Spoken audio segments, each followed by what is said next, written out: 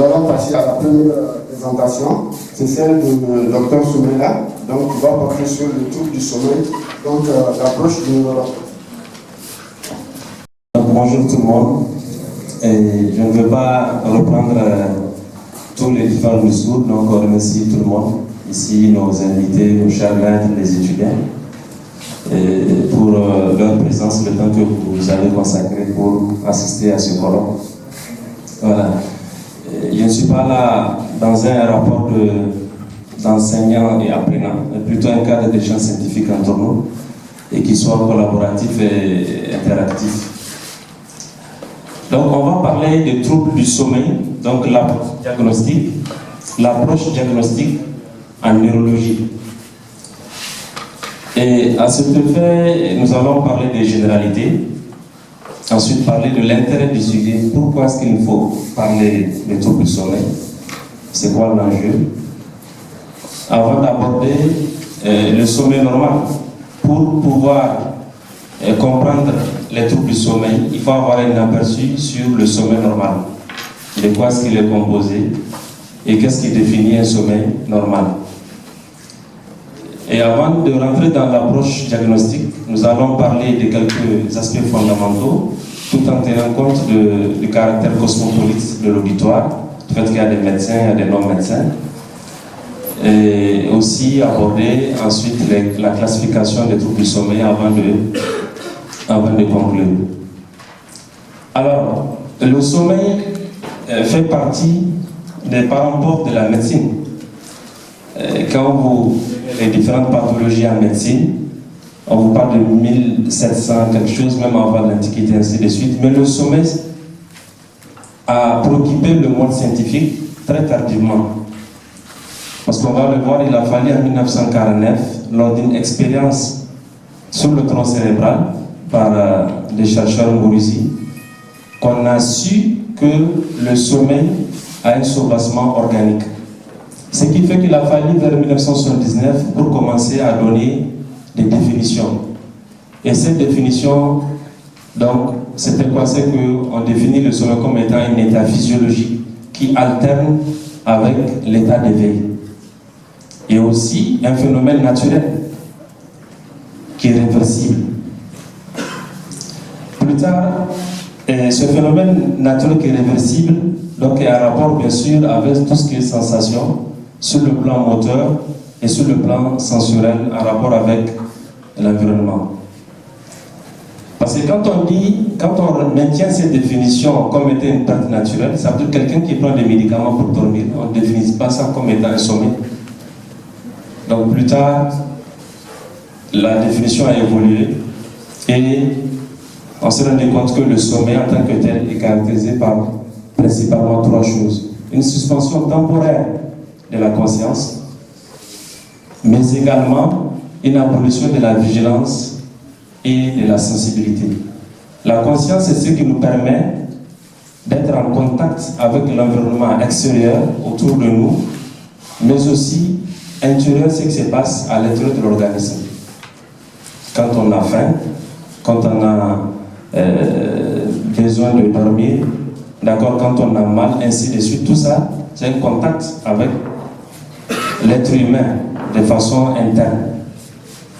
Mais aussi, la conscience nous permet de savoir ce qui se passe autour de nous. La vigilance, elle, nous permet d'avoir une certaine capacité d'attention et d'anticipation de ce qui se passe autour de nous. Vous voyez? Et aussi, pendant le sommeil, il y a un ralentissement de la plupart des activités physiologiques, des fonctions physiologiques. Et cette définition est encore plus complète par rapport à la première et qui remonte à 1979. Et l'état de veille, c'est l'ensemble des activités cognitives qui nous permettent en fait de donner une signification à quelque chose autour de nous. Et aussi de donner une réponse appropriée. Qu'est-ce que cela veut dire? Quand on est en état de veille, d'accord, on est censé, tout ce qu'on touche, on est censé savoir de quoi il s'agit. Tout ce qu'on voit, on est censé de savoir de quoi il s'agit. Et quand un danger donc, arrive, on est censé s'adapter et réagir. Je ne souhaite pas être dans cette salle. Tout de suite, quand on va commencer à entendre des coups de feu. Donc, nous sommes en état d'éveil, on est censé donner signification, c'est dire que non, il y a un danger, quelque chose se passe au dehors. Et donner une réponse appropriée, qui est quoi? Qui est le fait de se mettre à l'abri. D'accord? Se mettre à terre, et ainsi de suite. Donc, il y a plein d'exemples par rapport à ça.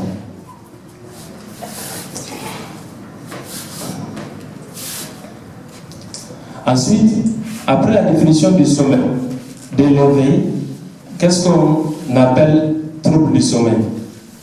Vous voyez? Donc c'est une altération non seulement sur le plan qualitatif, mais aussi sur le plan quantitatif du sommeil, ou bien de ses horreurs. Donc lorsque on a un problème avec une quantité insuffisante, ou bien une quantité excessive, ou bien une altération de la qualité du sommeil, ou bien un décalage horaire en avance, ainsi de suite, tout ça définit donc les troubles du sommeil. Mais également des choses qui se passent au cours du sommeil, qui ne sont pas forcément le sommeil lui-même, comme des troubles respiratoires, mais aussi des phénomènes moteurs inhabituels qui se passent. Donc les ronflements, le fait de bouger, et ainsi de suite. D'accord? Et aussi la sensation d'arrêt respiratoire. Les troubles du sommeil sont fréquents. C'est très fréquent. Mais ce sont des troubles qui sont très peu étudiés, très peu diagnostiqués. Pourquoi? Parce qu'il y a très peu de spécialistes en sommeil. D'accord? Donc le sommeil, c'est un domaine transversal. Ce n'est pas seulement une affaire de neurologue. D'accord? Ça concerne plusieurs spécialistes, quand je dis spécialistes. Donc il y en a très peu dans tous ces domaines. Non seulement dans le monde entier, même dans les pays industrialisés, le sommeil, c'est le parent pauvre de la médecine, et surtout chez nous en Afrique. Et deuxième chose, c'est le silence des parents. Nous sommes dans une culture où souvent les gens peuvent ne pas penser que le sommeil se traite à l'hôpital. On peut avoir un trouble du sommeil, soit rester comme ça en étant victime, ou bien utiliser des moyens traditionnels en pensant que le sommeil n'est pas une affaire d'hôpital, alors que les patients doivent consulter à l'hôpital pour leur trouble du sommeil. Et cela va entraîner une difficulté diagnostique. Il n'y a pas assez de spécialistes et les patients ne savent pas que ça se traite, qu'on doit aller se faire soigner. Donc ça va poser un problème de diagnostic et aussi ça va provoquer une influence sur la prise en charge qui est souvent tardive. Les gens prennent du temps avant de venir. Vous voyez, sur le plan épidémique, 30% de la population générale souffre de troubles du sommeil. 30% de la population générale. Cela veut dire que quand vous avez 3 personnes, vous avez une parmi elles qui souffre de troubles du sommeil. C'est ce que ça fait. Donc c'est énorme comme chiffre. Et aussi, c'est au moins 3 nuits par semaine. Donc sur les 7 jours, la personne a au moins 3 nuits donc, de troubles du sommeil dans la semaine. Vous voyez que c'est vraiment énorme et c'est alarmant. Ces troubles du sommeil varient en fonction de l'âge. On voit que plus on avance en âge, plus on a le trouble du sommeil. Et aussi, parmi ces troubles qui sont très nombreux, l'insomnie est le trouble le plus fréquent. Vous voyez, 44%, près d'une personne sur 2, à l'âge de 115 ans, a un trouble du sommeil. Alors, pourquoi est-ce qu'il faut parler de ce sujet? L'intérêt, c'est que le sommeil est une nécessité absolue. Et quand on ne dort pas, on finit toujours par avoir soit un problème cognitif, donc des difficultés à apprendre de nouvelles choses, des difficultés à apprendre de nouvelles choses, c'est ça, donc de nouvelles connaissances, ou bien de se rappeler de ce qu'on a déjà appris. Mais aussi, on va avoir un problème métabolique, et donc le plus fréquent dans notre contexte, c'est le diabète. Quand on ne dort pas, on s'expose donc à certaines maladies métaboliques telles que le diabète, mais aussi les maladies cardiovasculaires, donc l'hypertension artérielle, sans pour autant tenir compte donc, de tout ce qui est maladie psychiatrique, donc, dont le professeur est là qui va nous en parler, Inch'Allah. Il va nous parler de ces sujets. Alors, la fréquence élevée des troubles du sommeil aussi nous pousse à parler de ce sujet. Donc, une personne se trouve à souffrir de cette pathologie, d'où l'intérêt d'en parler. Et aussi l'impact socio-professionnel. Quelqu'un qui ne dort pas, c'est une personne qui est toujours absente, qui est presque toujours absent, d'accord, au travail. Ou bien même si la personne est au travail, la personne n'est pas productive, la personne ne peut pas accomplir les tâches comme ça se doit. Ou même si elle les accomplit, si c'est une tâche qui doit être accomplie en une semaine, cette personne prendra 2 semaines. Si ça doit se faire en 1 heure de temps, la personne prend 3 heures de temps. Pourquoi? Parce qu'il y a un problème de concentration et d'attention. Mais aussi, sur le plan social, c'est une personne qui est irritable, qui aura du mal à avoir des relations interpersonnelles. Donc il y a la nervosité, d'accord? La personne devient très irritable, donc la moindre des choses, la personne réagit. Alors que cette personne peut être quelqu'un de bonne nature, qui n'a pas de problème, mais ce sont des réactions incontrôlées du fait du retentissement sur l'organisme. Oui. Sans compter aussi l'absentéisme, donc au niveau des cérémonies et autres, en tant qu'impact et donc social. Et aussi sur l'économie. Ouais. Et surtout chez les enfants, un enfant qui ne dort pas, c'est un enfant qui va avoir un problème de développement psychomoteur. C'est un enfant qui ne va pas se développer, le corps ne se développe pas, mais aussi c'est un enfant qui aura du mal à apprendre. Donc c'est un enfant qui aura du mal à marcher, à s'asseoir d'abord en position assise, mais aussi à marcher à 4 pas et ensuite à marcher normalement. C'est un enfant qui va connaître un retard de langage.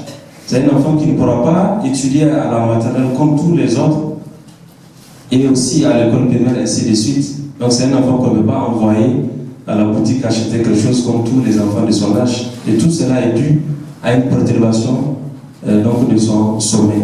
D'où l'intérêt donc dans les familles d'avoir donc un chronomètre de relever le sommeil des enfants. Les enfants ne doivent pas être au même rythme que les adultes. Donc on verra tout de suite les besoins des sommeils en fonction des âges. Donc là c'est un papier donc, qui montre tout cela pour qu'il y ait un intérêt de prévenir, donc de façon vraiment importante, de prévenir ce trouble du sommeil. Donc une prévention primaire. Donc avant que la personne n'ait donc ces troubles-là, il faut essayer de contrecarrer tous les facteurs favorisant ces troubles.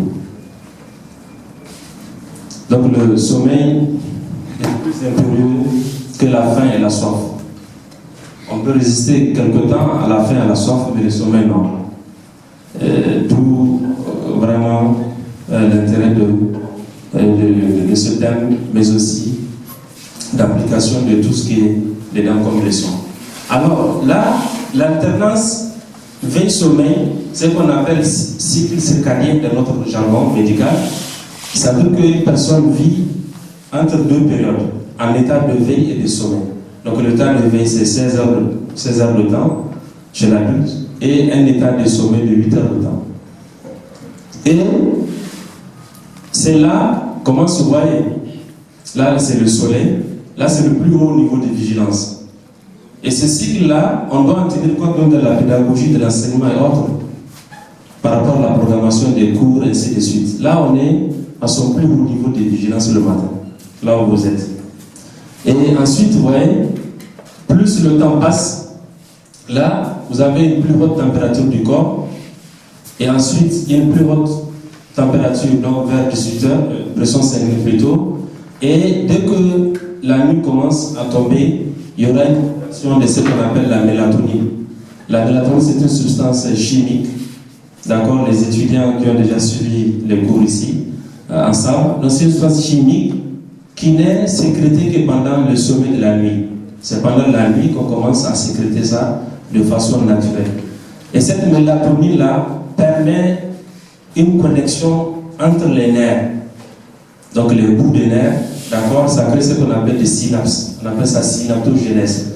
Donc ça favorise la connexion des nerfs entre eux Et aussi, ce qui permet chaque nuit de vidanger, comme on le dit, 20 000 neurones. On perd environ 20 000 neurones chaque nuit. Et ce qui permet donc aux neurones de se connecter.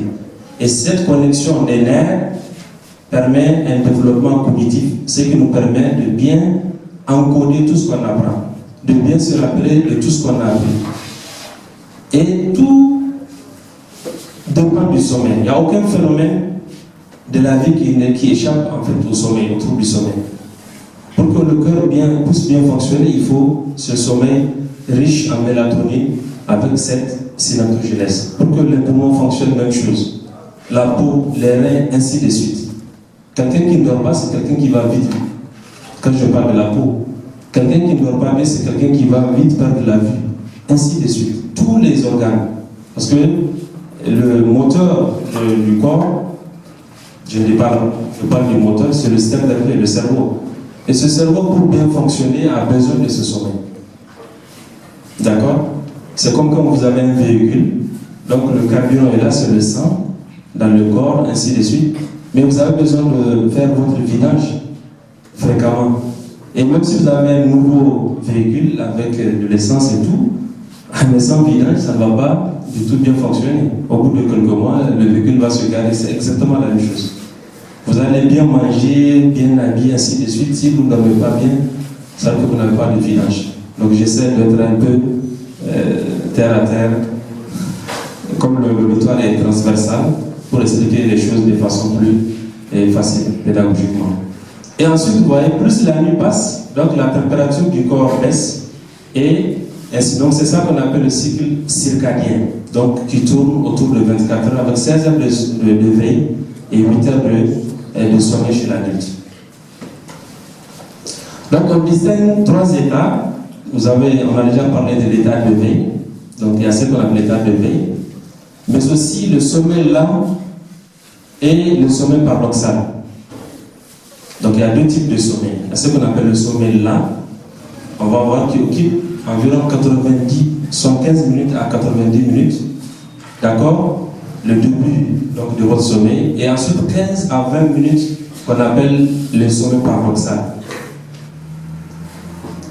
Pourquoi ça, ce sont des termes anglais? Pendant le sommeil lent, nous n'avons pas de mouvement des yeux. C'est-à-dire que la personne dort et il n'y a aucun mouvement des yeux. Ça sont des termes, en fait, des termes anglais qui prouvent que c'est un sommeil qui est lent et au début c'est léger et vers le milieu ça devient profond. Et c'est des personnes qu'on peut réveiller. C'est des personnes qu'on peut réveiller qui dorment. D'accord? Par contre, le sommeil paradoxal, c'est un sommeil qui dure 15 à 20 minutes. Des personnes difficilement réveillables, qu'on ne peut pas réveiller facilement. Et c'est pendant le sommeil qu'on rêve, le sommeil paradoxal. Et paradoxalement, pourquoi on appelle le sommeil paradoxal? Paradoxalement, c'est une personne qui a tout le corps qui est inerte, les muscles partout, sauf donc les yeux qu'on va bouger. D'accord? Sauf les yeux qui font des mouvements. Et on ne peut pas facilement réveiller cette personne. Là, c'est la différence entre donc les deux. Vous voyez? Et donc, c'est quelqu'un qui est facilement réveillable, le sommeil lent. Paradoxal, il est difficile à réveiller. D'accord? Mais on trouve une présence de mouvement oculaire qui est là et qui est absente, donc, ici au sommeil lent. Comme je disais tout à l'heure, donc le sommeil là, il est trop long, en moyenne 90 minutes. D'accord? Et ce sommeil, de façon générale, on a 4 à 6 cycles par sommeil. 4 à 6 cycles par sommeil. C'est-à-dire qu'un sommeil lent de 90 minutes, plus 15 à 20 minutes de sommeil paradoxal, c'est ce qu'on appelle le sommeil donc, total. Donc on en fait 4 à 6. Vous allez faire 180 minutes de sommeil. Ensuite, 15 à 20 minutes de sommeil paradoxal. Quand le sommeil paradoxal finit, le cycle reprend. Et c'est là 4 à 6 fois la nuit. Et chaque cycle aussi a des stades qui sont différents. Et c'est là, ce n'est pas de la théorie. Il y a des appareils qu'on utilise, même ici au Niger, qu'on appelle électroencéphalogramme EEG. D'accord? Un casque qu'on met sur la tête. on fait dormir le patient et on prend ça à une machine, ensuite à un ordinateur et on étudie le sommeil.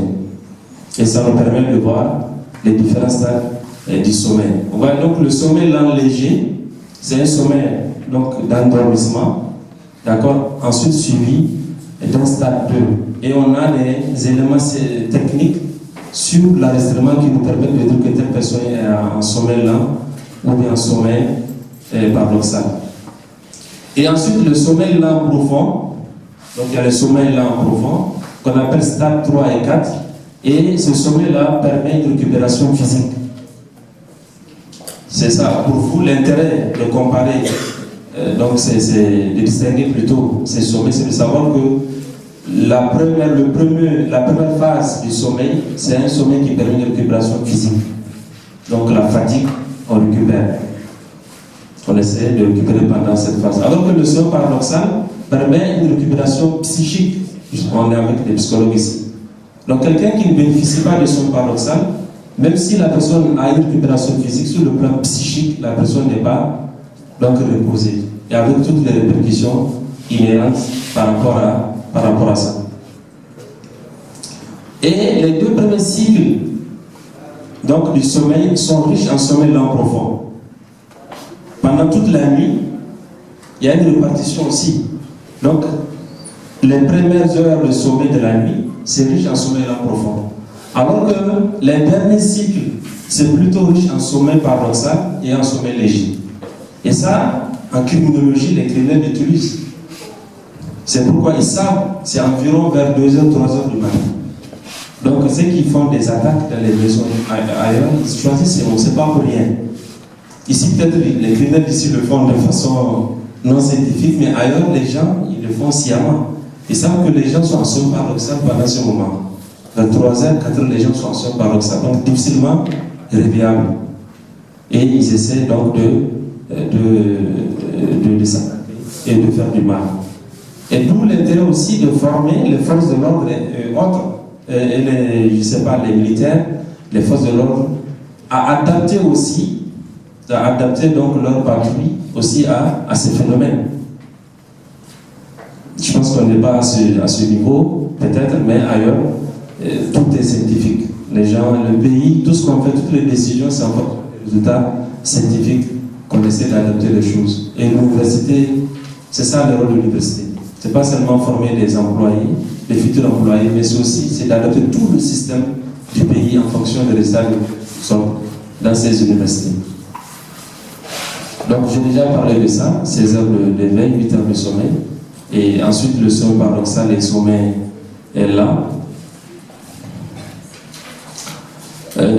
Là aussi, on en a déjà parlé, vous voyez donc le sommeil est là, donc la récupération physique et aussi la mémorisation.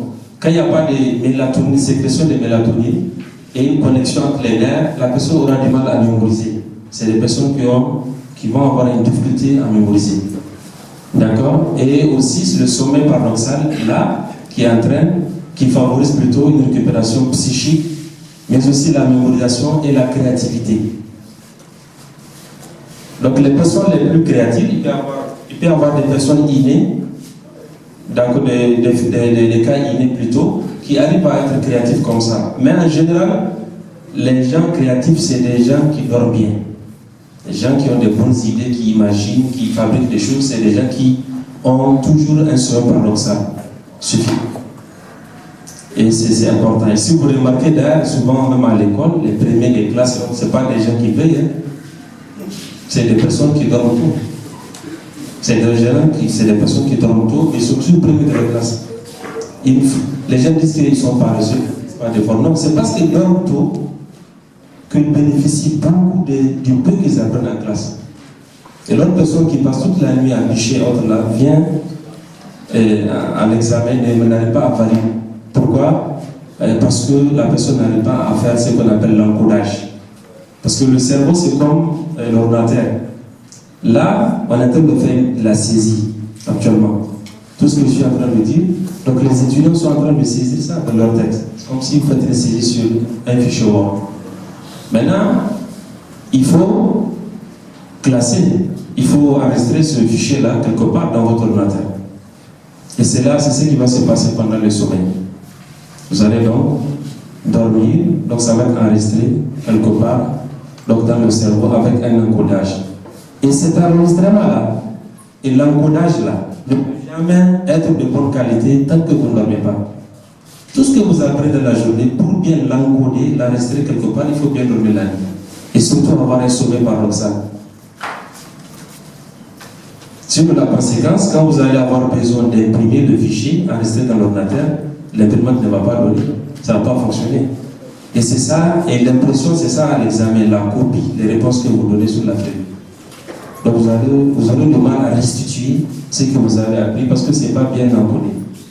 Ou bien souvent, c'est mal encodé. Et les réponses seront erronées. C'est exactement la même chose qui se passe aussi dans le cerveau. Parce qu'on a anticipé dans tout ça. Donc pendant le sommeil là, léger, vous voyez, on entend, on comprend, sans pour autant réagir. Ça c'est le début. Pendant l'endormissement, on entend et on comprend, mais on ne peut pas agir. Et quand le sommeil commence à s'approfondir, là on n'entend plus rien. On n'entend plus rien, on ne peut pas réagir. Et vers la fin, d'accord, pendant le sommeil paradoxal, qui dure environ 20 minutes, là on commence à réveiller.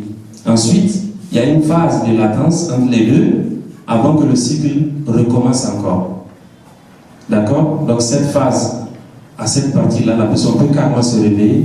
Il y en a qui font juste un petit mouvement, il y en a qui vont se dire comme ça, changer de position, ensuite le cycle reprend. Là, c'est à l'EEG, donc c'est trop technique. Ce sont les différents stades. Vous voyez, ça, ce n'est pas de la théorie, c'est des choses qu'on fait ici au Niger. Donc, vous voyez, à l'éveil, on a des éléments qui nous prouvent qu'exactement la personne est éveillée. Même si vous fermez les yeux, nous avons un tracé en dents de scie qui nous prouve que la personne est bien en état d'éveil. C'est ce qu'on appelle stade 1. Et ensuite, dès que la personne commence à rentrer dans le sommeil, nous avons des éléments qu'on appelle le complexe 4 et le fuseau, donc qui prouvent que la personne commence donc à être dans le sommeil réellement, avant d'aborder le stade 3 où nous avons des zones qui sont très amples, le stade 3 et 4, où carrément la personne est en sommeil là, profond, avant de revenir donc au stade de sommeil paradoxal, où on a un tracé qui ressemble donc au tracé de réveil. Ça c'est un peu trop scientifique, mais ça se fait ici. Ça permet, souvent quand on reçoit un patient qui vient pour se plaindre, pour une plainte, et pour un sommeil qui n'est pas vraiment sur la personne, nous, ça nous permet d'avoir des éléments objectifs. Parce que ce que le patient dit, c'est une plainte subjective. La douleur, on ne voit pas la douleur. Le patient dit, je ne dors pas, nous, on ne peut pas mesurer. Donc en faisant ces examens, et aussi à d'autres examens, ça nous permettra donc de voir exactement ce que cette personne dort bien ou pas. Ça nous permet d'apprécier son sommeil. Donc cette diapo intéressante, ça nous montre que l'enfant doit beaucoup dormir. On a vu que l'adulte dort 8 heures de temps. Ouais, c'est le contraire chez le nourrisson. Donc jusqu'à 2 ans, c'est un enfant qui doit dormir pendant 16 heures de temps. Et je ne passe pas avec la télévision, avec les smartphones, avec tout ce qui est autour de nous comme source de distraction. Je ne pense pas si nos enfants arrivent à bénéficier de 16 heures. Au milieu, pour les enfants entre 3 et 6 ans, vous voyez, 12 heures de temps de sommeil. Et enfin, nous avons chez l'adulte et le senior où on a 8 heures de sommeil. Les enfants ne doivent pas être à la merci de l'heure de sommeil des parents. Et souvent, c'est le cas. Donc, on les laisse, donc 22h, 23h pour dormir. Alors que cela est délétère pour leur cerveau. On va parler de façon synthétique de quelques aspects fondamentaux du sommeil. J'ai déjà parlé de cette expérience. Il a fallu en 1949 pour que Mauricie essaie de faire une stimulation au niveau du tronc cérébral, ce qu'on appelle la formation réticulée. La formation réticulée ou mésencéphalique, c'est une partie du cerveau. Nous avons une partie du cerveau qui est en haut. Ensuite, il y a une partie qui est là, qu'on appelle le tronc cérébral. Et de façon latérale, il y a une petite partie qu'on appelle la formation réticulée, mésencéphalique, il y a des schémas. Ils ont fait une stimulation, et en stimulant cette partie, ils ont vu que il y a des réponses comportementales, et aussi à l'EEG, à l'électroencéphalographique, on voit un tracé qui ressemble à quelqu'un qui est en état de veille. Même si la personne dort, on fait cette stimulation, tout de suite, on voit que la personne est en état de veille. Donc, ce qui prouve que cette partie-là du système nerveux a un rôle dans le sommeil. Alors que le sommeil n'a jamais, en fait, étudié auparavant, donc en médecine, de façon objective, de façon organique. Donc, ce sont les organes ici impliqués. La formation réticulée, mais aussi un petit organe qu'on appelle hypothalamus. D'accord? Parce qu'il y a le cerveau, et ensuite il y a ce qu'on appelle le thalamus. Il y a une petite partie entre le cerveau, qui est là en haut, et aussi le reste du système nerveux, qui est en bas, le tronc cérébral, la moelle, ainsi de suite. Et le thalamus, c'est la secrétaire. C'est comme vous avez par exemple le doyen, et il y a une secrétaire. Tout passe par le thalamus, les informations, ça passe par le thalamus avant d'atteindre le cerveau. Et en dessous de cet organe thalamus, il y a un petit organe qu'on appelle hypothalamus, qui a une partie antérieure et une partie postérieure. Et ces deux parties aussi ont un rôle dans la genèse du sommeil ou bien de l'éveil. Donc c'est ce qu'on a ici, vous voyez, la formation réticulée qui est là, ici cette partie, la formation réticulée. D'accord, nous avons une petite partie ici qu'on appelle l'hypothalamus, vous voyez, et qu'on a essayé d'agrandir ici. Il y a une partie postérieure derrière, en arrière, et aussi une partie antérieure, donc en avant. Et la partie postérieure, donc, intervient dans l'éveil, dans sa stimulation en train d'éveil, et sa partie antérieure, donc, provoque le sommeil. Donc, c'est ce que vous avez ici. C'est là qu'on a commencé à expérimenter de façon organique au niveau du cerveau, à savoir quels sont les organes qui interviennent dans l'éveil et le sommeil. Et que le sommeil n'est pas, le trouble du sommeil, ce n'est pas abstrait. Qu'il faut souvent chercher des causes organiques. Donc il y a aussi des systèmes qui interviennent, donc le système cholinergique, le système noradrénergique, donc tout ce qui est musculaire, ce sont des substances, on les appelle les neurotransmetteurs. Le système nerveux fonctionne de deux manières. Soit il envoie un messager, des substances chimiques, un messager qui va aller en fait accomplir une mission qu'on appelle neurotransmetteurs. Ce sont ces neurotransmetteurs que nous avons ici dans le système, ou bien ils utilisent du courant pour faire passer l'information qu'on appelle un flux nerveux.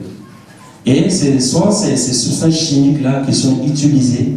Nous allons voir tout à l'heure quelles sont les substances dont leur élévation dans le sang entraîne le sommeil et celles dont leur diminution entraîne, donc provoque l'éveil.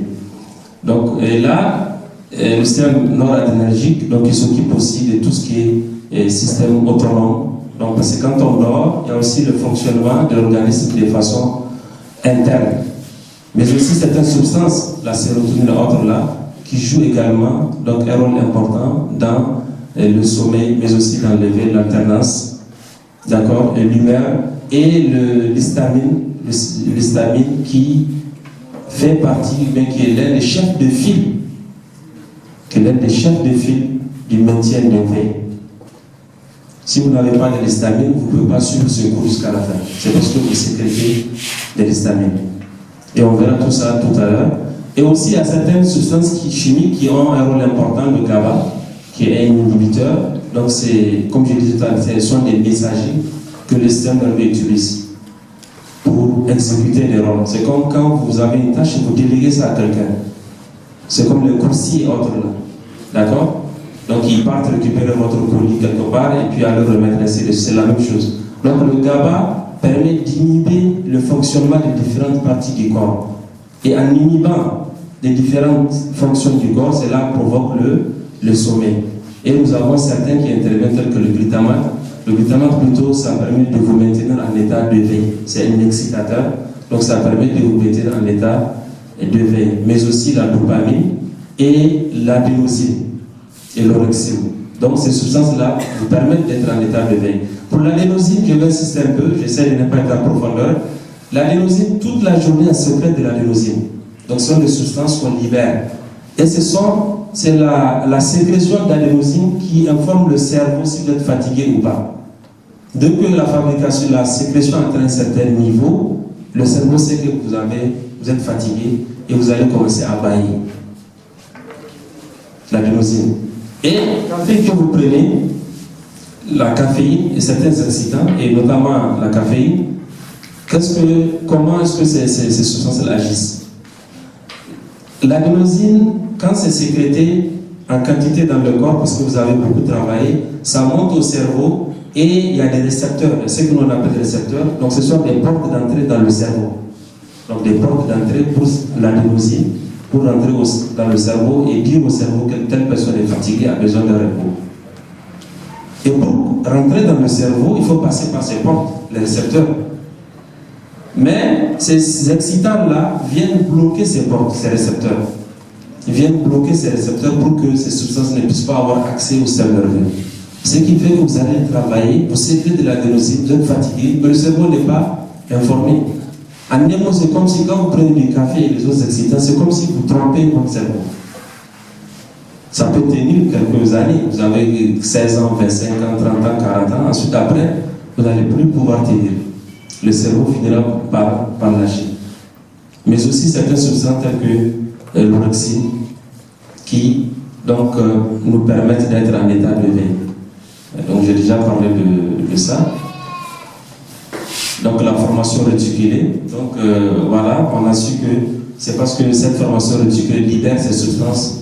C'est pourquoi donc, elle a un rôle dans la genèse, dans le maintien de l'éveil. Donc au niveau des deux parties de l'hypothalamus, la partie postérieure, la partie antérieure qui provoque le sommeil, donc on a su que donc, ce sont une partie qui libère les substances qu'on appelle le GABA, qui permet d'inhiber le corps et ça provoque le sommeil. Alors que la partie postérieure donc, permet de libérer de l'histamine. Quand on libère de l'histamine, donc cela permet de nous maintenir donc, en état de veille. C'est pourquoi les médicaments que vous utilisez, souvent pour dormir, on les appelle antihistaminiques. Pour les médecins, les étudiants en médecine dans la salle, donc ce sont des substances qui inhibent la sécrétion de l'histamine, donc diminuent votre état de veille et va provoquer donc, le sommeil. Les médicaments que vous connaissez tous. Voilà, ainsi de façon synthétique, une libération accrue, quand on libère beaucoup de GABA dans le corps, et aussi une libération réduite, une inhibition de l'histamine, cela va provoquer tout simplement le sommeil. Donc pour avoir un sommeil, il faut une libération du GABA et ensuite une diminution de la sécrétion de l'histamine et le sommeil s'installe. Cela va entraîner une déconnexion, une désactivation du thalamus donc et du cortex cérébral. Donc le contraire, c'est plutôt pour être en état de veille. C'est lorsque la libération du GABA qui est un inhibiteur et sa libération est réduite, et ensuite il y a une libération accrue ou bien augmentée de l'histamine, et cela nous permet d'être en état de veille. Vous voyez, et ce schéma résume tout. Là, vous êtes en état de veille, il y a certaines substances qu'il faut sécréter pour rester en état de veille. L'acétylcholine, vous voyez ici l'orexine qu'on appelle l'hypocrétine aussi, mais aussi tous les autres neurotransmetteurs dont je venais de parler et dont l'histamine qui est là, tout cela favorise donc le sommeil. C'est l'état d'éveil plutôt. Et ensuite, pour passer à l'induction du sommeil, ici à ce niveau, il faut la sécrétion de certaines substances. Et donc l'adénosine dont j'ai pris l'exemple pour le café, vous voyez, donc vous allez sécréter de l'adénosine, mais aussi donc, certaines substances telles que la mélatonine qui est là. Et ainsi de suite, et le cycle reprend. Donc tout est résumé et ici. Voilà, là on va aborder l'approche donc diagnostique. Tout à l'heure, il était important de parler de tout cela, parce que vu que la salle, il y a plusieurs profils. Sur le plan pratique, on reçoit quelqu'un qui a un trouble du sommeil. Première des choses, il faut un interrogatoire. On va poser des questions à la personne. Ça, c'est la première des choses. Ensuite, il faut examiner la personne, faire un examen neurologique, un examen général, et notamment neurologique. Et ensuite, nous avons des outils des échelles, des outils de repérage qui nous permettent d'évaluer ou d'apprécier la qualité de vie de la personne de façon générale et en rapport avec le sommeil. Mais aussi il y a certaines explorations, examens paracliniques, examens complémentaires qu'on peut faire afin d'avoir des éléments objectifs qui nous permettent de dire qu'effectivement cette personne, sa plainte est en corrélation, en convergence avec ce qui se passe dans son corps. Et parmi lesquels nous avons l'actimétrie, donc un appareil qu'on met au poignet, donc qui permet de mesurer les erreurs de mouvement et les périodes de repos. Mais aussi la polysomnographie. La polysomnographie qu'on n'a pas commencé ici, mais qui se fait dans la sous-région et en Europe, qui permet de donner l'architecture du sommeil. Comment le sommeil de la personne est organisé. Ça nous permet d'avoir l'architecture vraiment du sommeil. C'est comme quand le patient vous dit j'ai tel signe, tel signe, tel signe, c'est comme s'il vous dit je loge dans une maison 3 chambres salon. Mais la polysomnographie va nous donner tous les détails. Va nous donner 400 mètres carrés, la cour, la porte est comme ça, les chambres, chaque chambre sa mesure, ainsi de suite, la terrasse. Donc la polysomnographie va donner l'architecture du sommeil en tant que tel. Et aussi loger avec les différents stades donc, du sommeil. Donc ça, on va pratiquer ça ici. Mais aussi l'imagerie, il y a des radiologues dans la salle. Le docteur Bako, le chef de service de radiologie et de référence. Donc l'imagerie aussi qui nous permet de voir est-ce qu'il y a une lésion au niveau du cerveau qui peut expliquer ce trouble du sommeil. Donc, vous voyez, et notamment l'IRM qui permet d'explorer mieux la fosse postérieure, donc le tronc cérébral, voir est-ce qu'il y a des lésions à ces niveaux. S'il y en a, c'est de quel type? Est-ce que ce sont les vaisseaux? Est-ce que ce sont les tumeurs? Est-ce que c'est une infection? Est-ce que c'est une inflammation? Les signes indirects, ainsi de suite. Voilà, donc ça, ce sont les questions principales, la liste n'est pas exhaustive, qu'on peut poser à quelqu'un qui vient se plaindre. Non seulement l'histoire de la maladie, le début de la maladie, l'intensité de la maladie, l'évolution, et aussi quel a été le passé de la personne, son vécu dans le passé. Par rapport au vécu et tout ça, je pense que la présentation du professeur va beaucoup mettre l'accent sur ça. Et aussi le mode alimentaire, la personne s'alimente comment? Quels sont les types d'aliments que la personne prend? Quelqu'un qui prend des excitants après 16 heures s'expose à des troubles du sommeil. Oui, quand on prend des excitants dans l'après-midi, dans la soirée, on s'expose à des troubles du sommeil par le mécanisme que je vais l'expliquer. Donc les portes au messager du cerveau. Et le cerveau sera ainsi trompé et vous allez rester en état de veille. Vous voyez? Ces maladies antérieures, qu'est-ce que la personne a? Quelqu'un peut venir se plaindre, un sujet de 70 ans, peut venir se plaindre à dire que le matin, je sens que je ne me suis pas reposé. Alors que cette personne de 70 ans a un cancer de la prostate. Donc c'est une personne qui s'est réveillée 15-20 fois pour aller uriner la nuit. Donc son problème est là. Donc c'est important. Ou bien diabétique qui peut avoir besoin de se réveiller plusieurs fois, 20-15 fois aller uriner la nuit. Bien sûr, ça va perturber son sommeil. Parce qu'à chaque fois quand il se réveille, le cycle est rompu. Et quand il se retrouve donc dans le lit encore, il faut chercher à avoir le sommeil. Les antécédents familiaux ont des formes génétiques aussi, des troubles du sommeil, mais aussi la profession. Une personne qui a fait 20 ans de carrière dans un hôtel en train de travailler toute la nuit, d'accord, qui part à la retraite, on voit des patients, peut être exposé à un trouble du sommeil. C'est quelqu'un qui a fait 20 ans, qui ne travaille que la nuit, ou bien un gardien, ainsi de suite. D'accord? Et une fois ce métier perdu, ou bien la personne à la retraite, peut avoir du mal à dormir.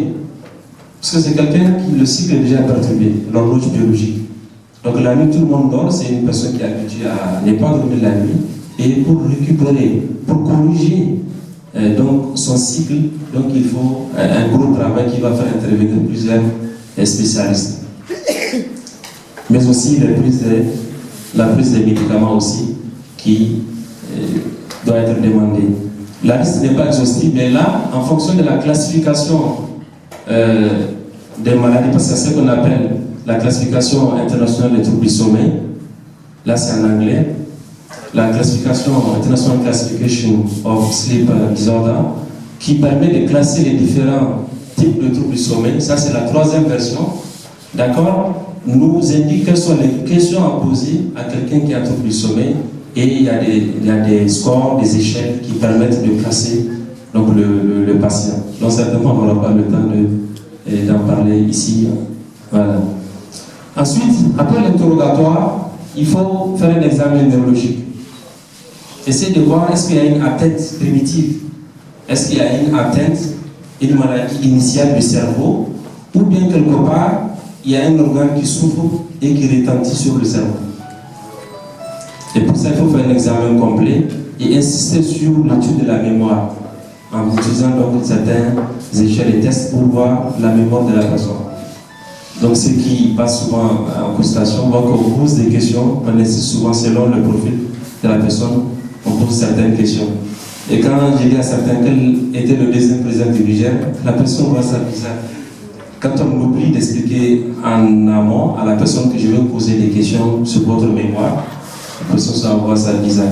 Et effectivement, personne ne peut pas se rappeler. Un avocat dans la retraite qui ne peut pas voter le deuxième président du Niger, mais le premier. Eh bien, en général, il se rappelle de la personne qui le président en exercice. Donc c'est quelqu'un qui n'arrive pas à se rappeler des choses apprises dans le passé. Et plus grave, c'est à un stade plus avancé, même les événements en cours, d'accord, la personne ne peut plus se rappeler de ces choses, ou bien lui demander à faire des calculs, et ainsi de suite. Et les outils de dépannage, il y en a plein. Il y a une centaine actuellement dans le monde qu'on utilise pour évaluer le trouble du sommeil. Et leur objectif, c'est vraiment d'apprécier les symptômes. Donc la plainte, je n'arrive pas à bien dormir, je passe 1 heure de temps avant de me coucher, je me réveille beaucoup, ou bien mon conjoint ronfle beaucoup, ainsi de suite. Donc c'est d'apprécier d'abord les symptômes, les signes. Les signes, il faut les quantifier. C'est combien de fois la personne fait ça, ça dure combien de temps, ainsi de suite. Et aussi classer, ensuite c'est là, dans un cadre donc d'une maladie. Il y a des échelles sur la qualité de vie, d'accord, en rapport avec le sommeil, et donc l'échelle d'importance, d'accord, le principal est plus facile à utiliser, on verra ça tout à l'heure. Et des échelles aussi en rapport avec l'insomnie et les troubles et du sommeil. Sans perdre de vue les échelles en rapport avec l'anxiété là, et la dépression. Ça demande la dernière présentation du professeur. Parce que quelqu'un qui est déprimé, c'est quelqu'un qui a un trouble du sommeil terminal. Quelqu'un qui va se réveiller avant l'heure. Pour ne pas anticiper sur la présentation du professeur.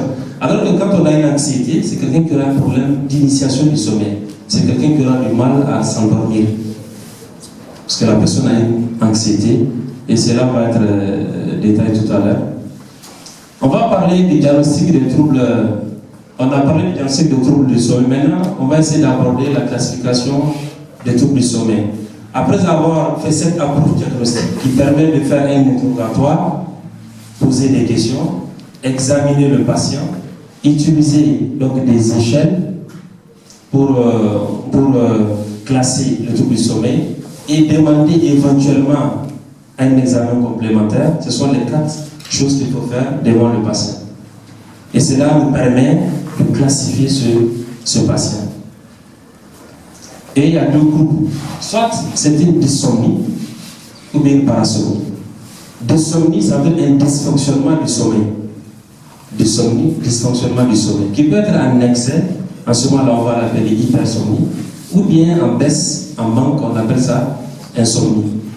Et aussi parasomnie, des choses parallèles au sommeil, mais qui se passent pendant le sommeil, tels que des troubles respiratoires, des mouvements involontaires, d'accord, que la personne peut faire, et même des paroles, ainsi de suite. D'accord?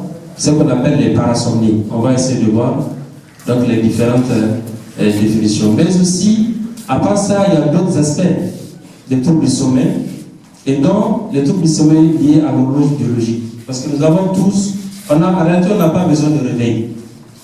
En réalité, on n'a pas besoin de réveil. C'est parce que notre horloge, notre réveil biologique naturel est perturbé. C'est pourquoi on met du réveil. C'est artificiel.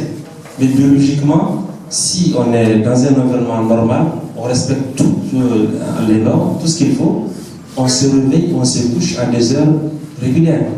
Dès que l'heure du sommeil arrive, vous n'allez pas résister. Vous allez sommeil, vous allez dormir. Et le matin, vous allez vous réveiller.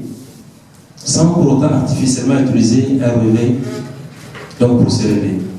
Donc il y en a qui ont ce problème de décalage, donc le problème d'horloge, mais aussi le travail de nuit dont j'ai parlé, d'accord. Et aussi il y en a qui, c'est pas parce qu'ils ont adopté un mode de vie inadapté, c'est parce qu'ils étaient dans un contexte donné et se retrouvent dans un autre. On peut par exemple quitter un pays où si par exemple quelqu'un est dans certains pays des États-Unis, il peut quitter là-bas le matin et se retrouve au Niger la nuit. Donc c'est quelqu'un, donc il faut que la famille se réveille donc pour l'accueillir. Et ça peut créer des insomnies occasionnelles. Ça ne veut pas dire que la personne est malade et ainsi de suite. Aussi le rythme en libre cours. Il y a aussi des insomnies, des troubles du sommeil liés au rythme en libre cours. C'est des gens qui ne sont pas régulés par les 24 heures. C'est comme les non-voyants. On sait que pour pouvoir dormir, il faut travailler la journée, être exposé au soleil, travailler ainsi de suite. Et la nuit, il faut l'obscurité qui permet de sécréter la mélatonine. Et cela nous permet d'avoir l'horloge biologique, que votre sommeil soit régulé. Mais quelqu'un qui ne voit pas, c'est quelqu'un qui a été hors de ce système. Donc, on peut avoir des personnes non-voyantes qui peuvent présenter donc, ce trouble du sommeil. Mais si cette même personne, les non-voyants là, c'est quelqu'un qui travaille, ou bien quelqu'un qui est exposé au soleil, d'accord, qui ne porte pas de lunettes, il faut les déconseiller à porter de lunettes. Ailleurs, les gens font des interventions esthétiques. On enlève donc les orbites, on met des orbites donc, artificielles pour l'esthétique. Souvent, les gens font ça pour l'esthétique, donc pour la beauté et autres. Donc, un non-voyant qui met des lunettes la journée peut s'exposer à des troubles du sommeil. Pourquoi? Parce qu'il doit être exposé au soleil, à la lumière, pour que le cerveau puisse en fait intégrer son horloge et s'adapter en fait au rythme. Et ce n'est pas déjà à garder donc dans les chambres, ou bien des enfants qui ont un retard, qui sont hyperactifs, ce qu'on appelle le syndrome TARA. C'est des enfants qui sont hyperactifs, qui bougent beaucoup, qui sont indifférents, ils ont un trouble de l'attention, ils sont indifférents, ils ignorent tout le monde. Et quand il y a en général, ils les mettent dans des chambres, on les ferme dans des chambres. Toute la journée, la personne passe, ou bien c'est une personne très âgée, une mamie qui est là, et on l'enferme dans la chambre pour que personne ne puisse la voir. Tout ça, ce sont des choses qui vont provoquer des troubles du sommeil, ensuite des maladies métaboliques, des maladies cardiovasculaires et aussi des troubles cognitifs. Généralement, la personne va développer des complications qui peuvent jouer sur son espérance de vie. Donc, il y a le syndrome d'apnée et d'hypnopnée.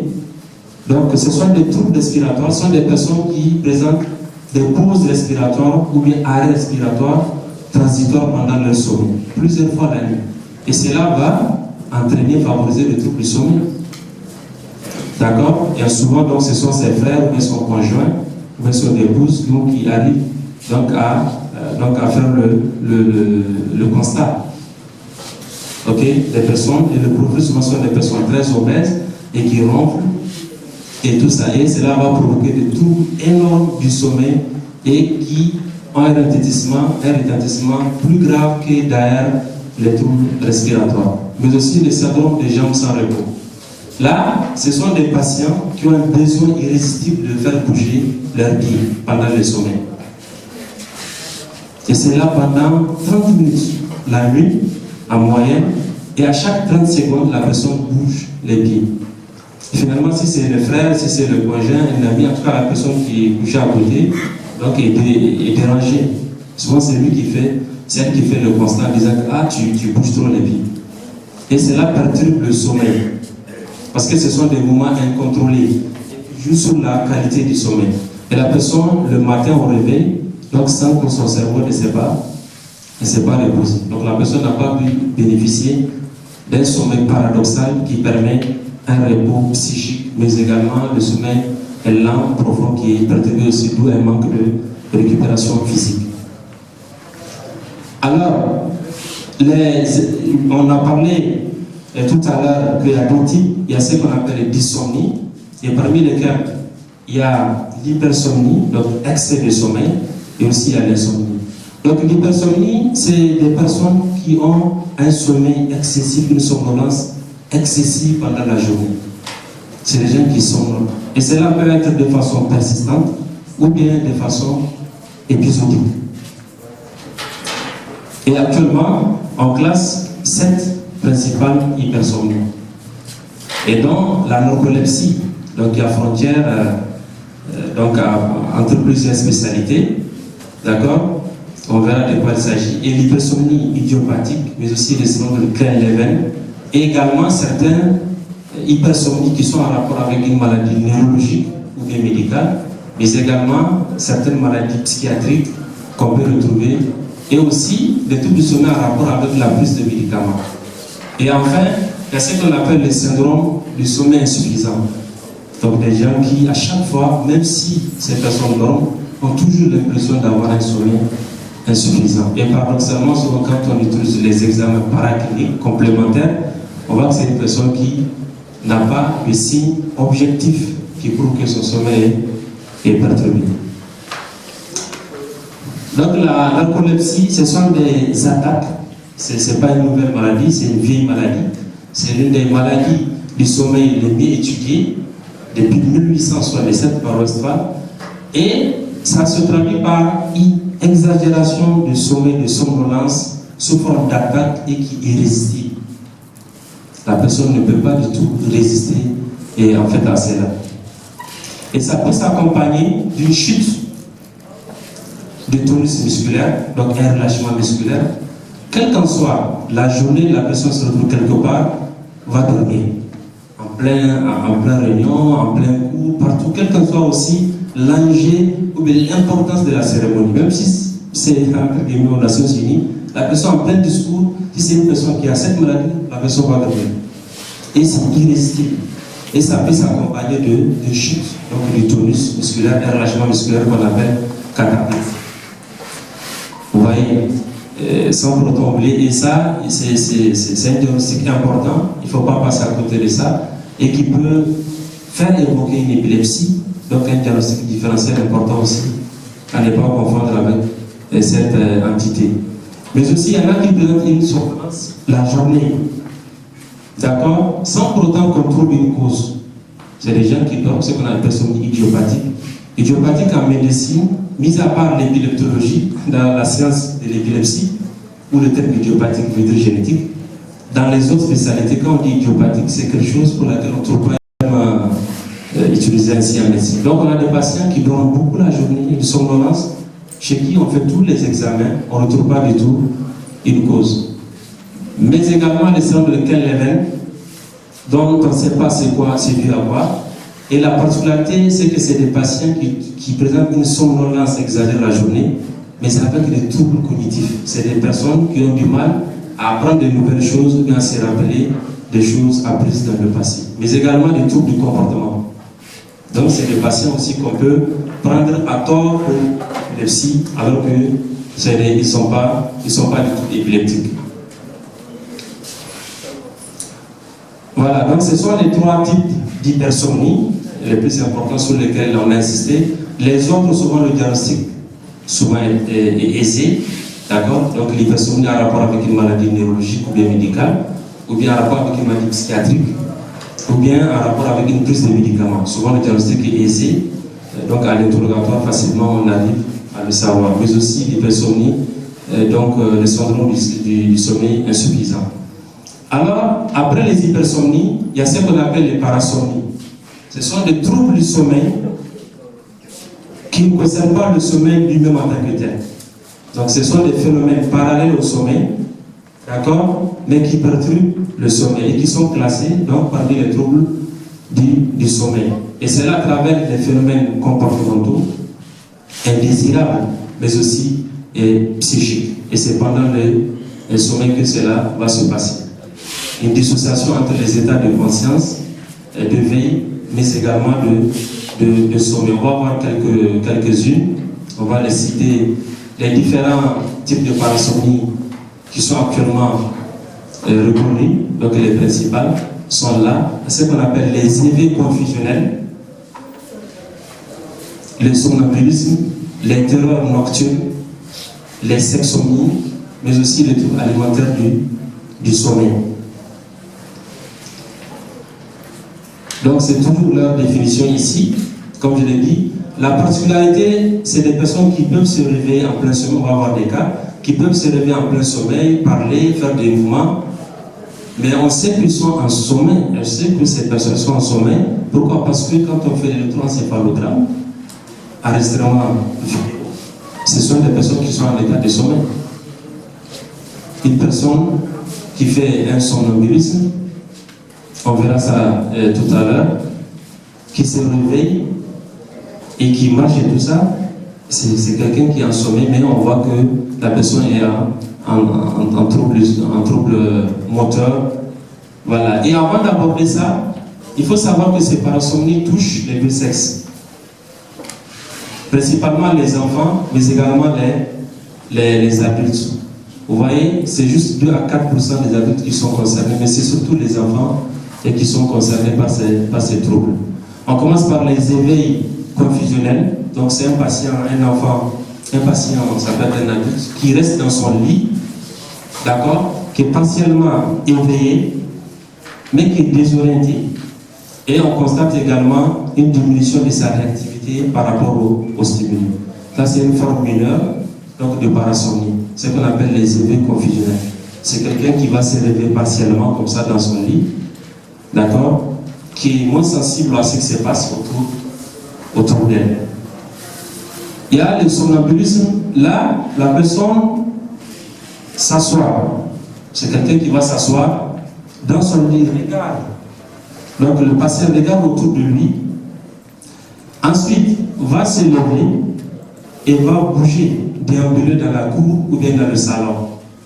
Et puis la personne va revenir encore, donc se reboucher. Les yeux sont ouverts et son regard donc, est dans la nature comme ça. La personne peut se reboucher quelque part, pas forcément à son endroit initial. Et on appelle ça somnambulisme. Et ce patient, quand on essaie de faire un EEG pendant le trouble, c'est une personne qui est en état de sommeil. Et ça perturbe la qualité de son sommeil. Ça va avoir des retentissements sur sa qualité de vie. Voilà, donc c'est ça, hein. Il ne faut pas penser que c'est mystique. Nous sommes dans une société, voilà, nous avons nos réalités. Quand on a un enfant qui se réveille la nuit et qui fait ça plusieurs fois, d'abord qui déambule comme ça et qui essaie de parler, il y a ce qu'on appelle les terreurs nocturnes. On peut penser que c'est mystique, c'est bon. Non, il y a des maladies scientifiques, d'accord, médicales, qui provoquent donc ces troubles-là, d'où l'intérêt de les faire consulter. Il y a les terreurs nocturnes. Là, plutôt, le patient hurle. Donc, c'est un patient qui va crier ou bien pleurer. D'accord? Et pendant ce moment, les enregistrements de médecine, quand on essaie de voir le cœur bat, c'est comme si quelqu'un qui a peur. Le cœur de la personne bat comme une personne qui a peur. La respiration change, le cœur qui bat plus vite, ainsi de suite. Et c'est une personne qui essaie d'hurler, de crier. On appelle ça les terreurs nocturnes. Là aussi, on peut penser que voilà, ce n'est pas médical et que ce n'est pas d'ordre médical, alors que ces pathologies existent. Et bien sûr, il faut souvent faire la part des choses. Éliminer d'abord une cause médicale. Si ce n'est pas médical, ensuite penser à autre chose. D'accord. On me dit que le temps passe. Donc voilà, les terreurs nocturnes peuvent s'associer au somnambulisme. Quand il y a des terreurs nocturnes, associé aussi un patient qui crie, qui hurle et ensuite qui bouge, donc cela peut aggraver la situation. C'est une personne qui peut cogner les meubles, les vitres et ainsi de suite. S'il y a des fuites, il y a du gaz, ainsi de suite, la personne peut s'exposer donc à des risques. Et un autre élément important, c'est une personne qui va tout oublier. La personne ne peut pas se rappeler de ça. Vous allez dire au patient, tu t'es réveillé hier, tu as fait ça, non. Il n'y a aucun souvenir de l'événement. Et à ne pas aussi le confondre avec l'épilepsie. Donc l'exoxomnie aussi c'est une forme de parasomnie où la personne donc adopte des comportements intimes inhabituels avec donc son conjoint sans pour autant se rappeler.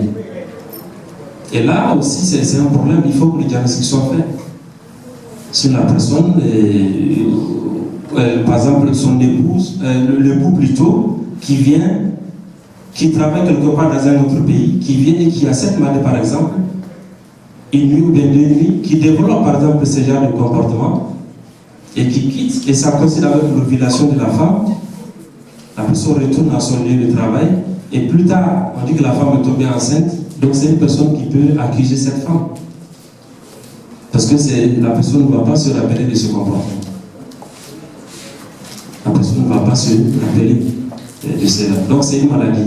Même si c'est une personne qui a des problèmes médicaux sur ce plan, donc peut adopter un comportement sexuel inhabituel et ça peut causer problème. Mais également les troubles alimentaires, ça fait partie des parasomnies. Une personne qui va se réveiller et qui va tout manger autour de la table. Tout ce que cette personne trouve, si c'est des médicaments, si c'est de la drogue, si des médicaments, tout ce que la personne trouve sur la table, elle va manger ça. C'est pourquoi on dit les médicaments qu'on utilise pour les souris et autres, il ne faut pas les exposer.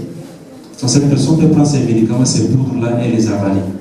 D'accord? Même les choses piquantes, ainsi de suite. Et sans pourtant se rappeler de ce comportement. Les parasomnies, tout ce que je viens de citer sont des parasomnies, des troubles du sommeil qu'on retrouve dans le sommeil là. Et dans le sommeil paradoxal, il y a des parasomnies qu'on retrouve. Là, ce sont des rêves et des cauchemars. Ce sont des rêves et des cauchemars, et la personne manifeste les gestes du rêve. Si c'est une personne qui est en train de rêver, donc en train de cogner une personne, si vous êtes à côté, la personne va vous cogner.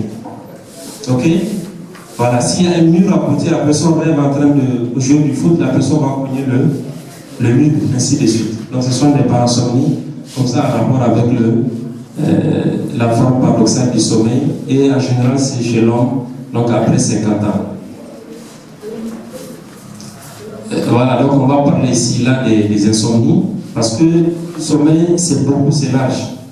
Donc parler du trouble du sommeil en quelques minutes, ce n'est pas chose aisée. Les insomnies, là c'est très important.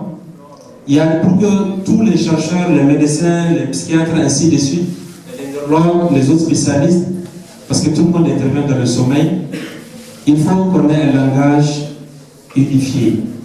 Il faut que tout le monde parle le même langage. C'est pourquoi donc, il y a des critères diagnostiques qui permettent donc de faire ce diagnostic d'insomnie et des autres maladies. Et donc, la classification la plus importante, c'est vraiment celle que nous utilisons en pratique, c'est celle de la classification internationale des troubles du sommeil, la version. Mais également certaines classifications, notamment américaines, les DSM-5, que les psychiatres utilisent beaucoup également, mais aussi la classification internationale des maladies, donc avec l'OMS.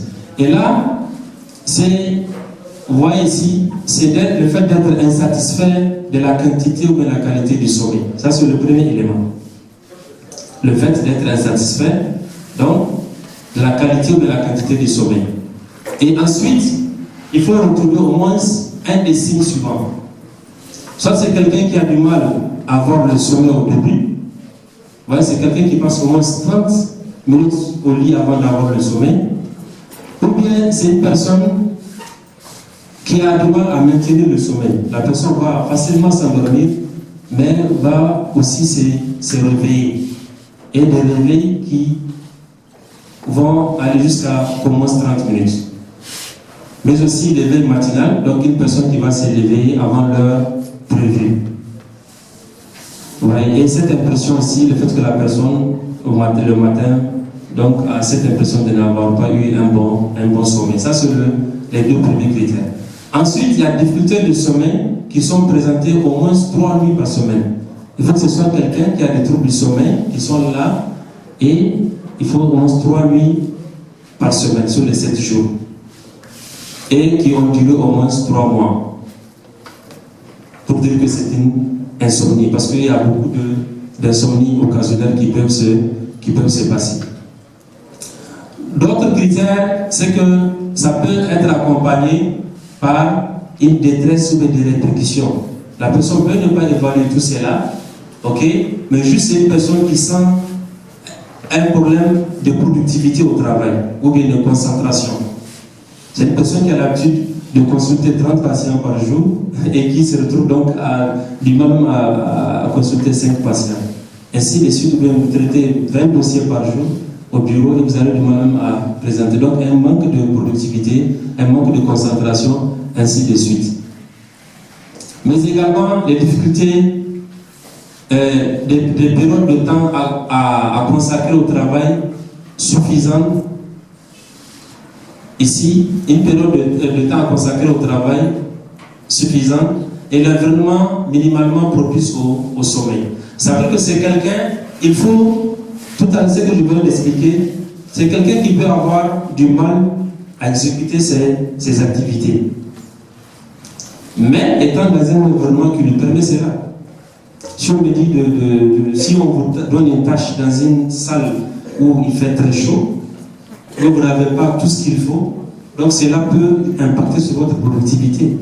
Mais là, il faut que ce soit quelqu'un qui soit dans toutes les conditions d'exécuter son travail de façon habituelle pour juger cela.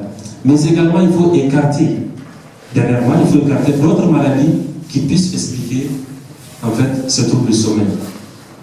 Comme tout à l'heure, j'ai parlé du cancer de la prostate, par exemple. Tu ne peux pas dire que la personne a un trouble du sommeil. C'est son cancer qui cause le problème. Alors, et là, ce sont des paramètres qui permettent de suggérer des difficultés du sommeil cliniquement et de façon objective. Donc, quand vous avez un délai pour vous endormir qui est supérieur à 30 minutes, c'est un mauvais signe. Vous vous réveillez et pendant 30 minutes, vous avez du mal à retrouver encore le sommeil et votre efficacité du sommeil est moins de 80%. Et là, vous avez un sommeil qui est inférieur à 5 à 6 heures par jour. Ok? Donc il y a d'autres classifications comme je disais tout à l'heure. Donc DSM 4 et 5. Ok, par rapport à la difficulté, au moins plus d'un mois. Au moins plus d'un mois. Mais classiquement, au moins 3 mois. Et l'intérêt de cette classification DSM 5, c'est que maintenant il ne fait plus la distinction entre insomnie primaire et secondaire. Avant, on classait une insomnie primaire et secondaire. Donc, insomnie qui est là, on ne trouve pas de cause, et insomnie qui est due à quelque chose. Donc, là, tant que la personne répond à tous les critères, il n'y a pas question de primaire ou de secondaire. Mais aussi, un impact diurne, ça veut dire la journée, un impact du sommeil, de tout le sommeil sur la qualité des tâches dans la journée. Voilà, là, c'est un score très facile qui permet d'évaluer donc le risque de somnoler. C'est des questions qu'on pose aux patients. Quand il n'y a aucune, vous mettez 0.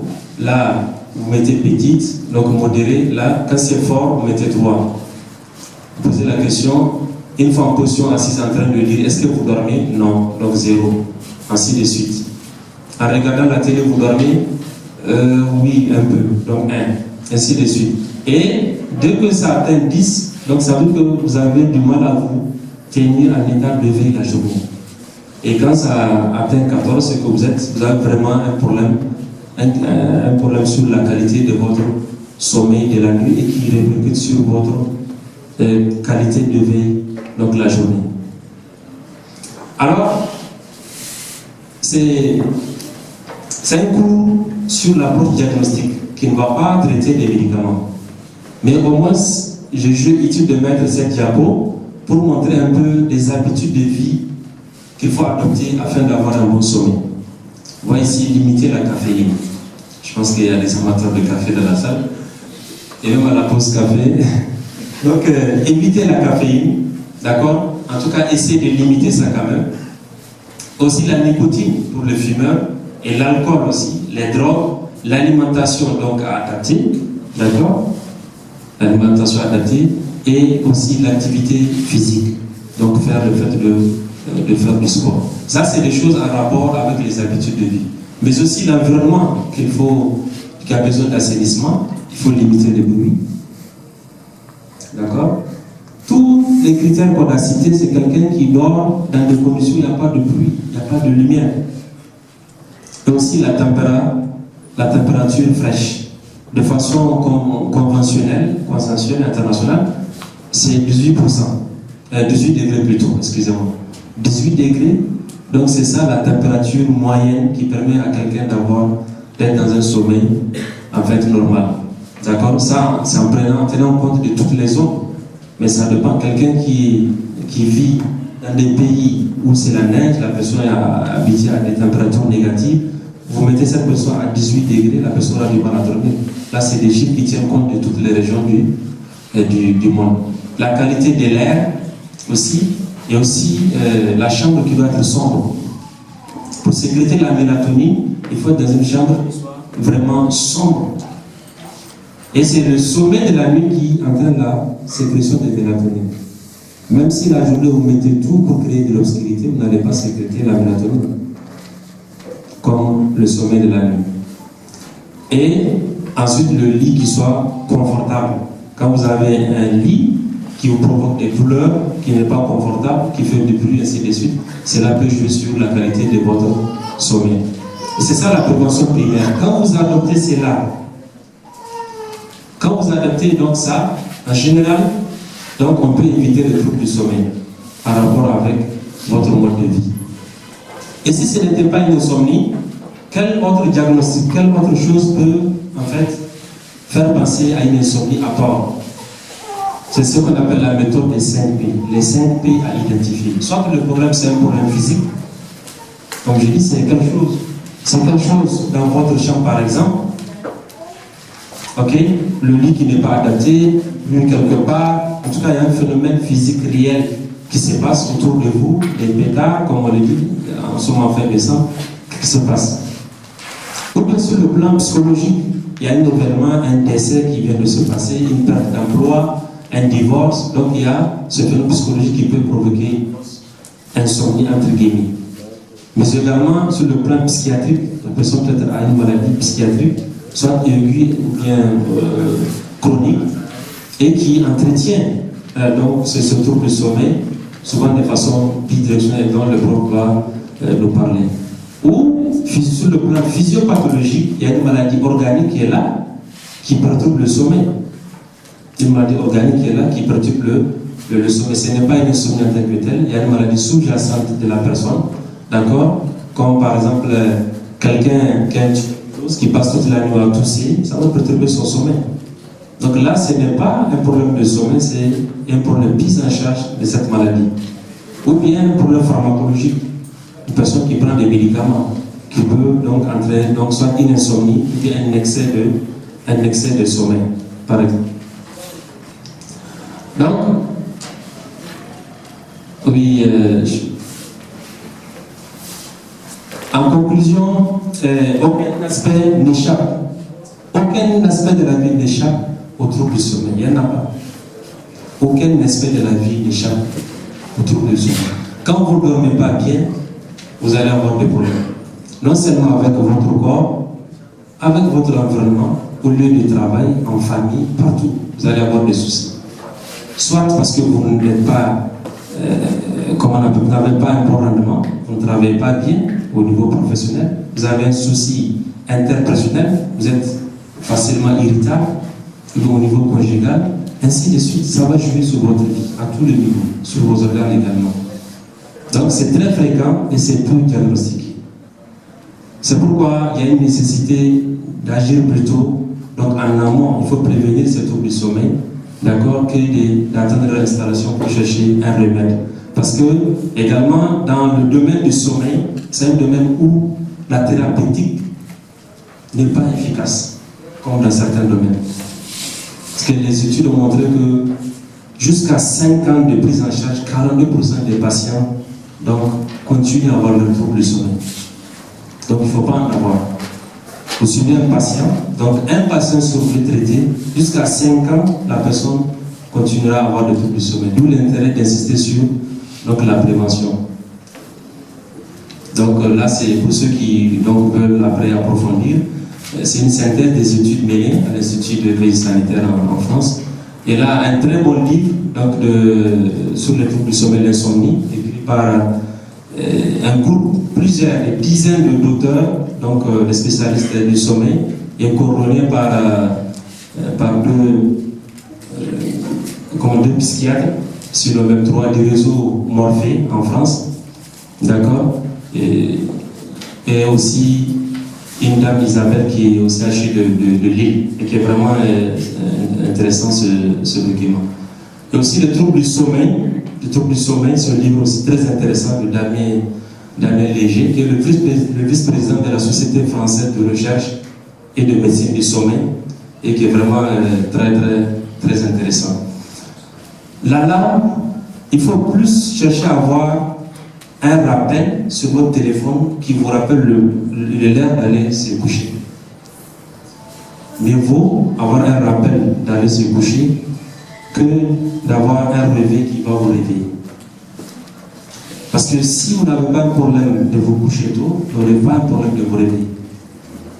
C'est ce que cette diapo veut dire. Sans pour autant, dès qu'il est envoyé le rappel, vous partez. Non, ne partez dormir que lorsque vous avez envie de dormir. Si vous partez au lit, vous n'avez pas envie de dormir, c'est comme quelqu'un qui se retrouve dans la salle à manger, qui n'a pas faim, qui attend 13 heures pour manger. Donc ça n'a aucune importance. Donc un perturbateur à maîtriser pour bien dormir. Je pense que c'est l'une des sources principales aujourd'hui des troubles du sommeil de cette génération. Donc je vous remercie de votre attention.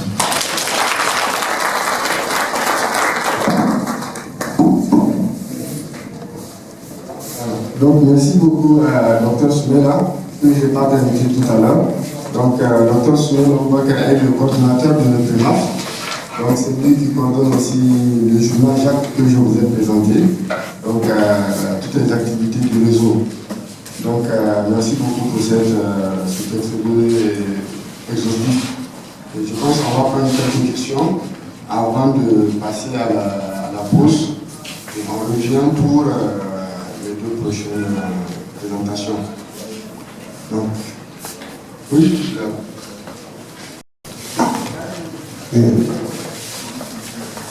Merci, cher conférencier, pour cette présentation très instructive et bonjour l'assistance.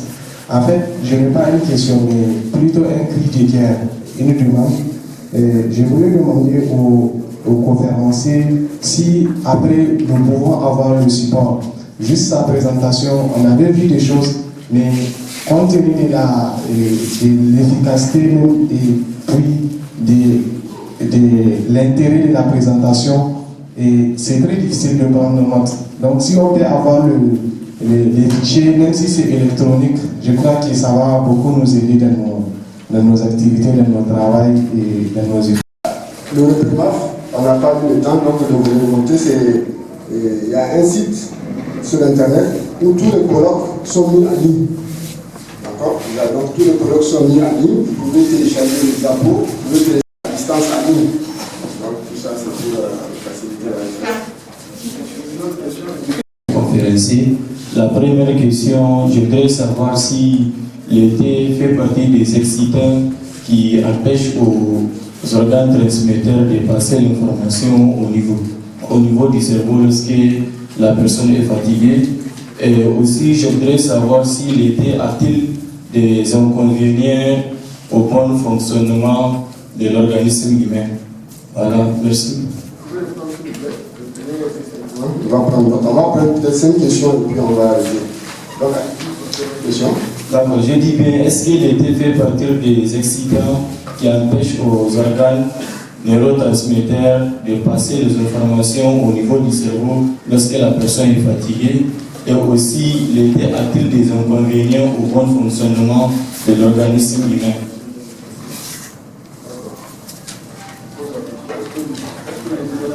Donc, deuxième question, comme ça on va prendre une liste.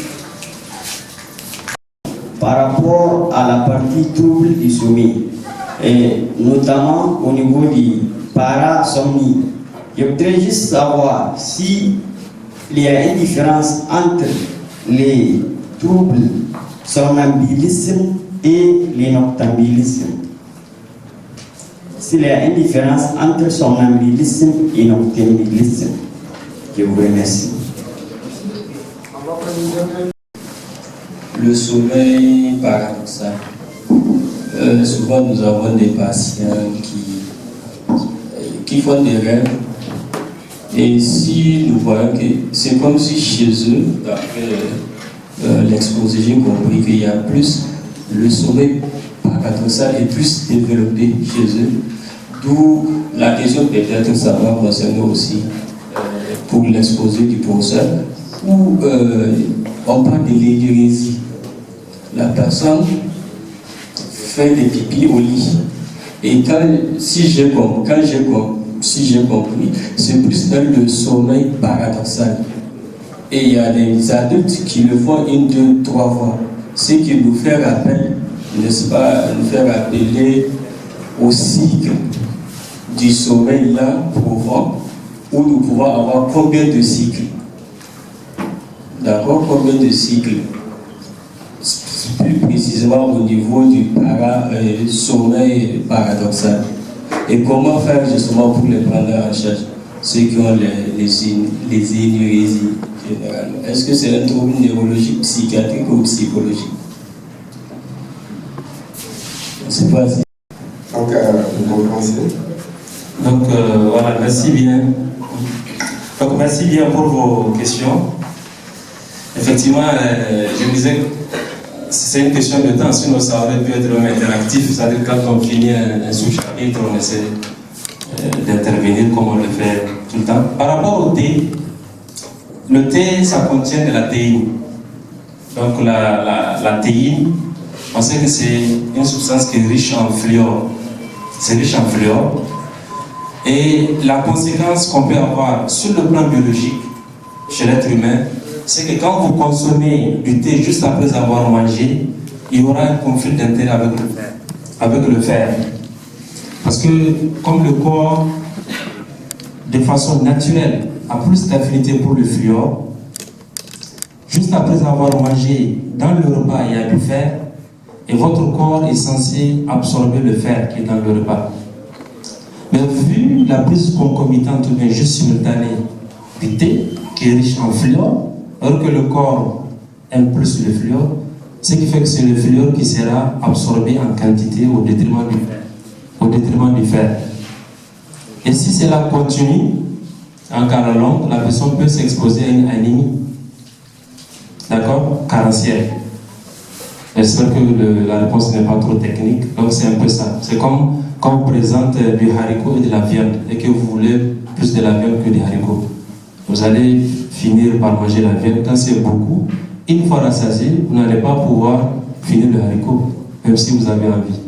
C'est exactement la même chose. Mais c'est un excitant comme tous les autres, mais moins délétère par rapport en fait au café. D'accord? Et les autres dont on maîtrise. Parce que ce n'est pas tous les excitants qui sont étudiés. Ce n'est pas tous les excitants qu'il y a un recul scientifique. D'accord? Par rapport à leur mécanisme. Mais pour le thé, c'est ce qui est bien connu et documenté. Voilà, donc effet sur l'organisme, oui, c'est un excitant, ça permet de vous maintenir en état de veille. Un excitant permet de vous maintenir en état de veille. Et une sensation de bien-être, et ça diminue l'appétit. Donc c'est ça le fait que ça entraîne. Et quand vous prenez le thé de façon excessive, c'est sûr que ça va avoir des effets néfastes sur l'organisme. D'accord? Et ça dépend du moment où vous prenez ça et de la quantité que vous prenez. Les données sur le sommeil ou bien la santé mentale, je pense que si c'est des données sur la santé mentale, je pense qu'il y a les spécialistes ou bien la psychologie, il y a les professeurs, il y a les spécialistes qui sont là. Mais si la question concerne le sommeil, à ma connaissance, il n'y a pas de données. Donc je le dis sous contrôle des professeurs, je n'ai pas vu de données à grande échelle sur le sommeil au Niger. D'accord? Et votre question, ce n'était pas assez précise. Et vous avez parlé aussi, est-ce qu'il y a des outils? Donc les outils, le principal outil qu'on a et qui nous permet d'étudier ici le sommeil, c'est l'EEG que nous avons donc à notre disposition. D'accord? Mais les données sur le sommeil à grande échelle, il y a combien de pourcents des Nigériens qui ont le trouble du sommeil et ainsi de suite. À ma connaissance, je n'ai pas vu quand même. Être noctambule, c'est le fait d'être actif la nuit. C'est des gens qui passent toute la nuit en train d'étudier, de travailler, transforment leur journée en nuit. D'accord? C'est ça qu'on appelle une personne noctambule. Ok? Quelqu'un qui a un somnambulisme, donc on vient de voir, c'est pathologique. Ok, c'est une forme de parasomnie. C'est une personne qui va se réveiller, qui déambule, ok, donc en état de sommeil. Bon, l'énurésie, par rapport à l'énurésie, ça fait partie des maladies transversales, ok, multifactorielles, qui est physiologique chez l'enfant. Souvent jusqu'à l'âge de 2 ans, l'enfant peut en fait uriner pendant le sommeil, l'enfant peut pisser, ok, il y a un relâchement donc du sphincter.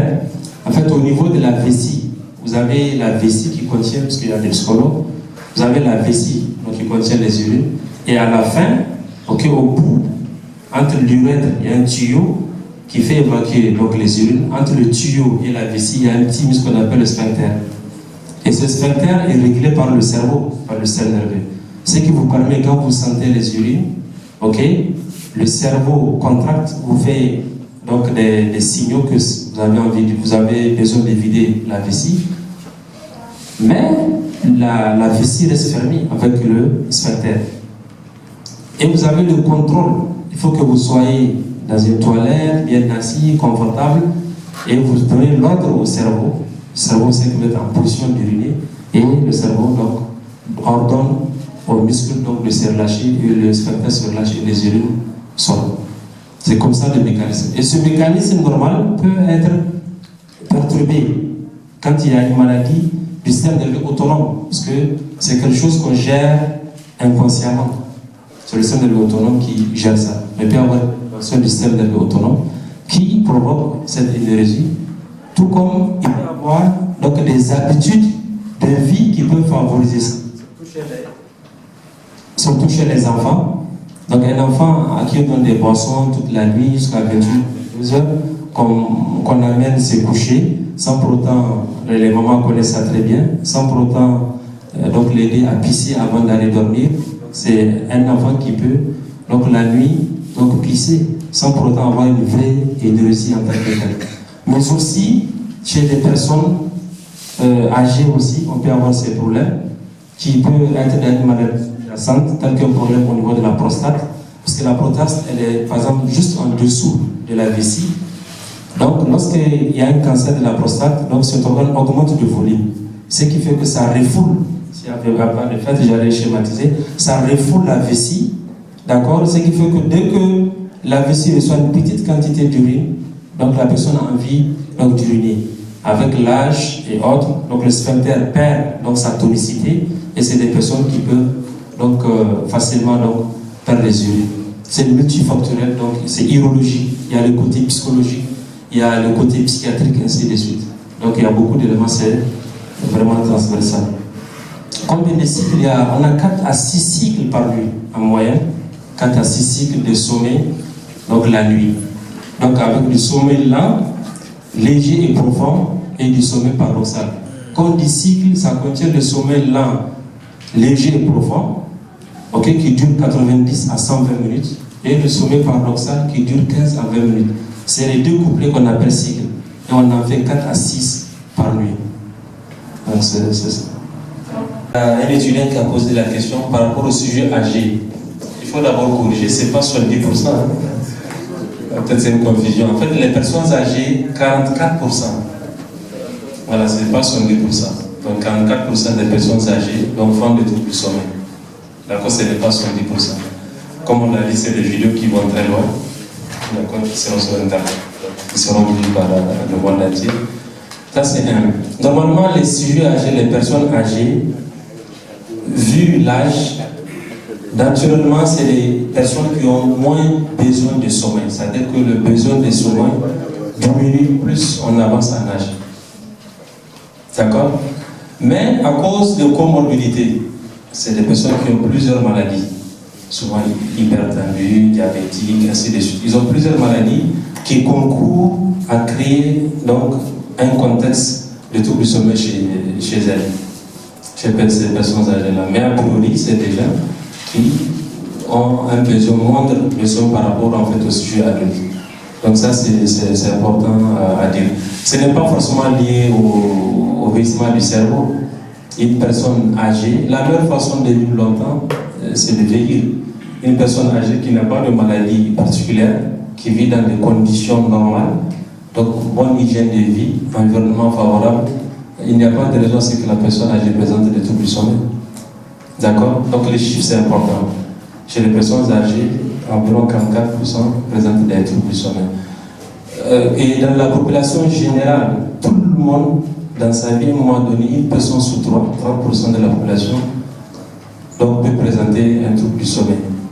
Mais en tant que trouble du sommeil maladie, en tant que tel, avec tous les critères, c'est 9 à 12% de la population.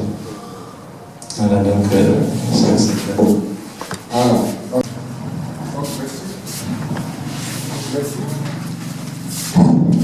Donc merci, on ne va pas abuser trop de temps parce que les questions ne vont pas finir.